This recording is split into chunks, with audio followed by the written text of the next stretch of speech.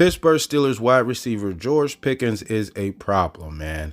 I don't know if George Pickens is trying to get himself traded out of Pittsburgh or he's just that much of a problem. It's just, instance going on. There's two incidents going on right now with George Pickens, man. It's just like, man, he's just making Coach Tomlin looks like he has no control over the team whatsoever. George Pickens, there was a play that he didn't give out no effort on the block, and he was asked, George, why didn't you block? And he said he didn't want to get hurt. He didn't want to get hurt. That's why he didn't block on a play. Some guys say the quote is he dogged it. He's out there dogging it, meaning he's not giving any effort. I'm not getting in the ball. I'm not getting the ball. I'm not giving effort. And it was said to that one of the broadcasters in one of the games, they noticed when George Pickens, you can tell when he's not getting the ball because you can see how he lines up with no effort. So he's not going to make an effort to block. He's not going to do nothing because there's no energy in there because he knows he's not getting the ball, and which led to, outbreaks, and you seen Pickens, his just body language is just bad, which led to him and Mike Tomlin having a conversation.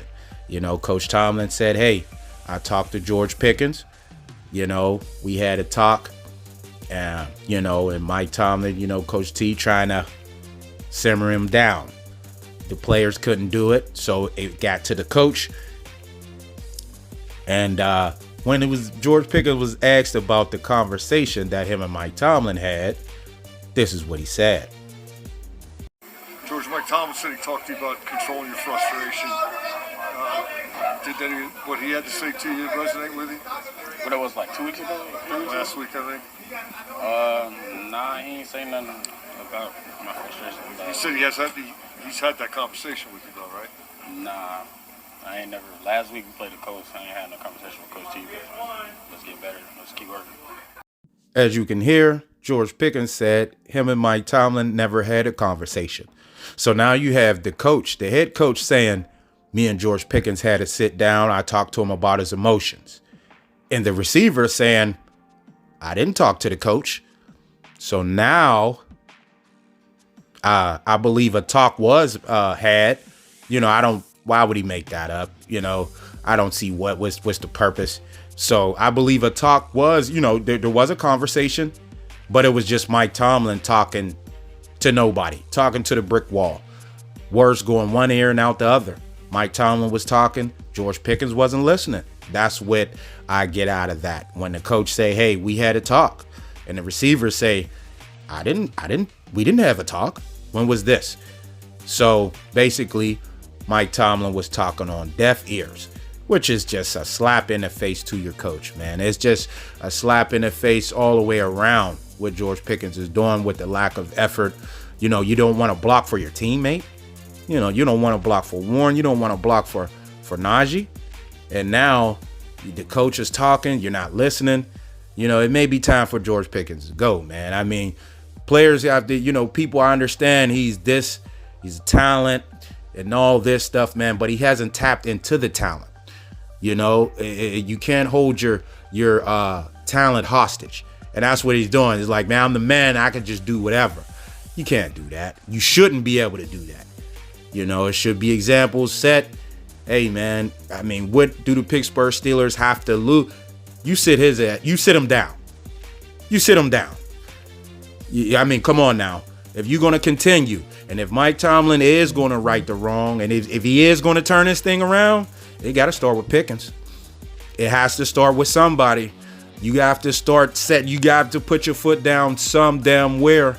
If you want to save face, if you want people to because this can't go. You can't go on like this.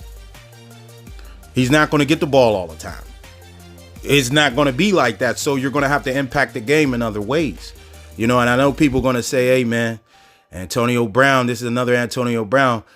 He's nothing like Antonio Brown. Maybe attitude-wise, but the reason why I said that is because Antonio Brown did not act like this his second year in the league. Antonio Brown was working hard all the way up until he got paid. And then once he got paid, he started getting the haircuts and all that stuff. So it took a while for Antonio Brown to start acting like big chest and stuff like that. It wasn't year 2. And it was after some production. He showed you what he was about first. And then he started acting up. So yeah, maybe in the head, they're the same, you're similar. But no, Antonio did not show his behind like George is doing. He did not disrespect Tomlin until the end. Yeah, he did with the Facebook Live when, Mike Tomlin was talking in the locker room and things like that. You could say they're the same in that regard. But that's when he was on his way out of Pittsburgh. After a couple hundred catch seasons and 15 touchdowns. That's after all of that. Not before. So, people say, hey, George, are you doing like AB? He ain't produced like AB. He didn't give the Steelers, all that production. He wasn't the best receiver in the league for a few years like AB was. So it's a lot different.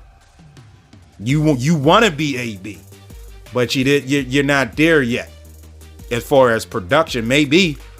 But the way he's acting, man, I don't know. And you see guys like Jordan Addison, rookie. You don't hear nothing from Jordan Addison. Only thing you hear from Jordan Addison was when he was going, 125, 130 miles an hour, speeding. He got the speeding ticket. That's all you heard. And after that, he went to work. He had Cousins, but he don't got the best quarterbacks now. You got Dobbs had to come in. He got benched. They got Mullins in there. Then Justin Jefferson went down. So now you're the number one guy. So he didn't have the benefit to get the leftovers. Or they're all on Jefferson, so I could get these leftovers and my numbers go up. No, you're the main guy with a backup quarterback. You don't hear nothing. He understands. Well, at least it looks like it. Guy like Hopkins, he really never had no quarterback. Still made a name for himself. You really didn't hear him doing too much of this. So, I understand people saying, oh man, the frustrations and this and that. You have to understand you're a professional, man. And that was one thing about George Pickens, man. Coming out of this draft, they said his agent said, I wouldn't touch the guy. His agent. So, and there was red flags and, they said the Steelers organization just overlooked him. And now it's coming back to bite you way too soon. Second year, you haven't really done nothing. And you want to give up problems like this. And no player, Cam Hayward, TJ Watt, nobody. And it doesn't matter who you bring in. You can bring in whoever you want. Whoever you want to bring in, who you feel is a leader, who you feel that can, if he's not listening to the head coach, then he's not going to listen to nobody. And if he's not listening to Mike Tomlin, then somebody has to go. And it'll be a lot easier to get rid of Pickens than Tomlin. So, if you're not listening to the coach said we had a conversation and you said, no, we didn't. That's a disconnect, big disconnect. And you can't have that because you're going to draft some other receivers. You're going to have other younger players coming in there. You got Darnell Washington, rookie tight end, looking at all this. So,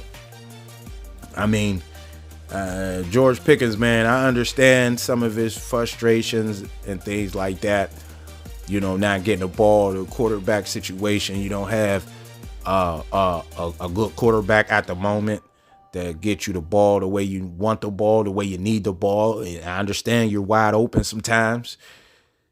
You run your route and things like that. But George Pickens has to understand he's not the whole team. When a team is winning and you're still mad, team win a game and you're still mad, that's a problem.